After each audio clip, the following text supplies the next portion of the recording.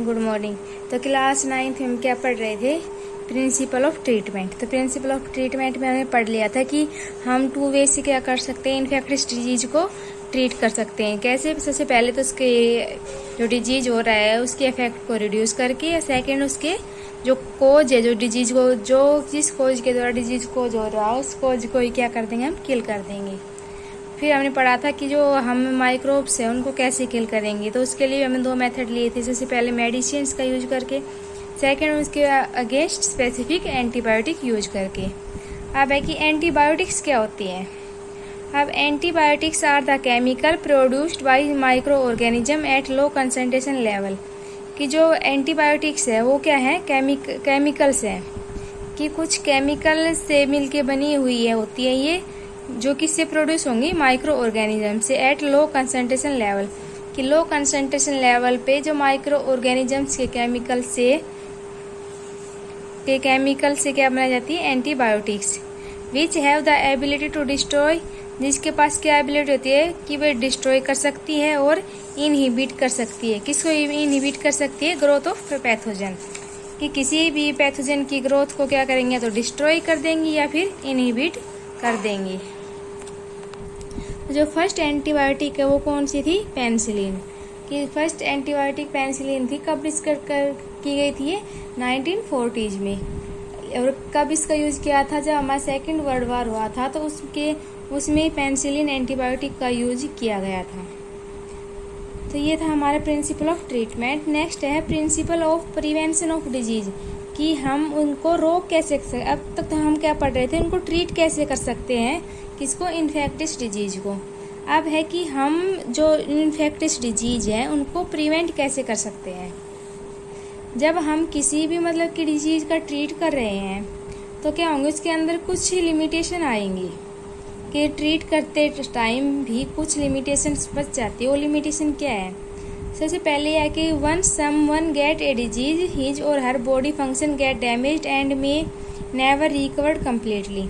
कि एक बार किसी को भी जो इन्फेक्टियस डिजीज हो जाता है तो उसकी बॉडी का फंक्शन क्या हो जाता है? फंक्शन डैमेज हो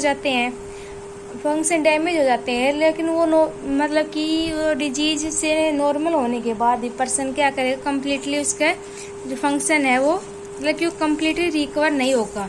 कुछ साइंस उसके अंदर फिर भी क्या हो जाएंगे, इन्फेक्शन के, डिजीज के बच जाएंगे, कि वो बिल्कुल नॉर्मली कवर्ड नहीं होगा कम्प्लीटली।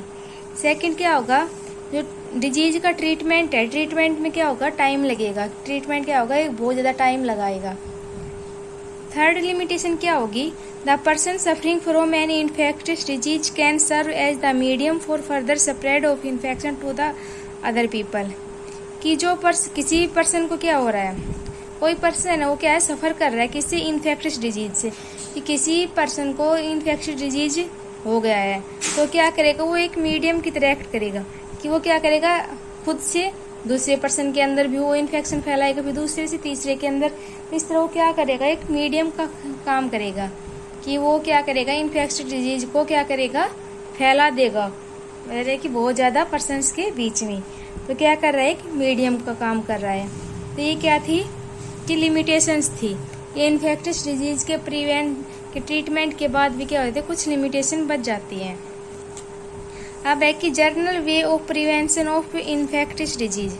कि जो आप प्रिवेंशन कर रहे हैं डिजीज का, कि उनको जो इन्फेक्टियस डिजीज है उनको प्रिवेंट करने के लिए, रोकने के लिए हम जर्नल मेथड कौन से यूज कर सकते हैं।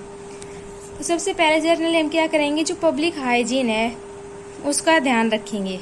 कि जो लोगों के बीच जो साफ सफाई है हम उसका क्या करेंगे, प्रॉपर ध्यान रखेंगे। कि पब्लिक हाइजीन है वो क्या है, बेसिक की है इन्फेक्टियस डिजीज को प्रिवेंट करने के लिए। सेकंड, यदि एयर बोर्न डिजीज सेपरेट कर रहा है तो हमने क्या करना चाहिए, ओवर क्राउडिंग से बचना चाहिए। यदि हम ओवर क्राउडिंग को अवॉइड करेंगे तो हम एयर बोर्न डिजीज से क्या हो जाएंगे, बच जाएंगे। और जो वाटर बोर्न डिजीज है, जो डिजीज वाटर से हमें फैलते हैं, स्प्रेड होते हैं, तो उनको प्रिवेंट करने के लिए क्या करना चाहिए, हमें सेफ ड्रिंकिंग वाटर यूज करना चाहिए।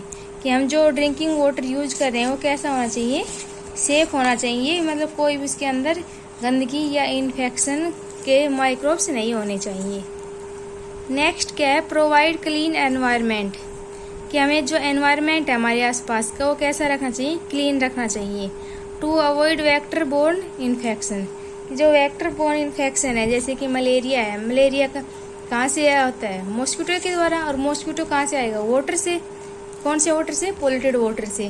तो यदि हम अपनी आसपास का एनवायरनमेंट क्लीन रखेंगे, वहाँ पर जो पोल्यूटेड वाटर को हम मतलब इकट्ठा ही नहीं होने देंगे, तो क्या होगा, मॉस्किटो वहाँ से मॉस्किटो ही नहीं होंगे। मॉस्किटो नहीं होंगे तो क्या होगा, मॉस्किटो क्या करते हैं, एज ए वेक्टर काम करते हैं।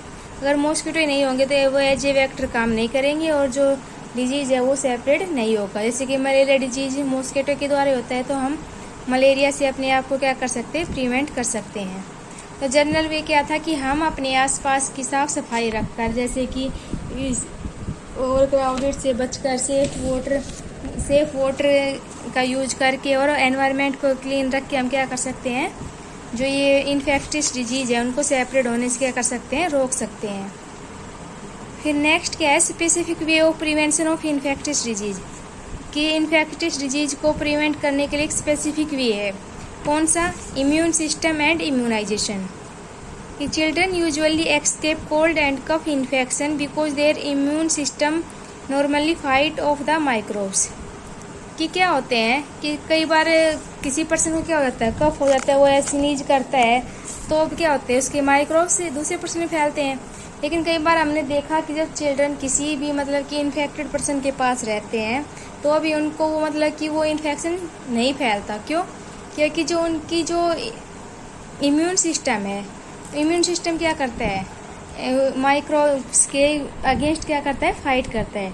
क्योंकि बच्चों का जो इम्यून सिस्टम है वो क्या करेगा, जो माइक्रोब्स के अगेंस्ट क्या करेगा, माइक्रोब्स के अगेंस्ट क्या करेगा, फाइट करेगा। फाइट करने से क्या होगा कि उनके अंदर क्या आ जाएगी, इम्यूनिटी आ जाएगी, कि वो उन डिजीज को प्रिवेंट कर सके, फैलने से रोक सके। तो ये क्या होती है, नेचुरल पावर होती है। मेल बच्चों में क्या होती है, इम्यूनिटी पावर ज़्यादा होती है as compare to old person के। तो उनकी जो इम्यूनिटी पावर है, इम्यूनिटी पावर क्या करेगी, नेचुरली क्या करेगी, फाइट करेगी उस पैथोजेंस के अगेंस्ट। और इम्यूनाइजेशन क्या होता है, जब किसी की इम्यूनिटी पावर क्या होती है, कम होती है, तो हम उनको आर्टिफिशियल इम्यूनिटी प्रोवाइड करते हैं, जैसे कि भाई इंजेक्शन के रूप में या टैबलेट्स की फॉर्म में हम उसको क्या करेंगे, इम्यूनिटी प्रोवाइड करेंगे। तो इस आर्टिफिशियल मेथड को क्या बोलेंगे हम, इम्यूनाइजेशन। जैसे कि हम उन बच्चों को क्या करते हैं, हम उनकी वैक्सीनेशन करते हैं। वैक्सीनेशन किसके लिए करते हैं, ताकि उनके अंदर इम्यूनिटी पावर डेवलप हो सके। तो ये क्या थे कि इन्फेक्टियस डिजीज को प्रिवेंट करने के मेथड थे। कौन कौन, हमने जनरल मेथड पढ़े और स्पेसिफिक मेथड पढ़े किसके, इन्फेक्टियस डिजीज को प्रिवेंट करने के लिए। Thank you.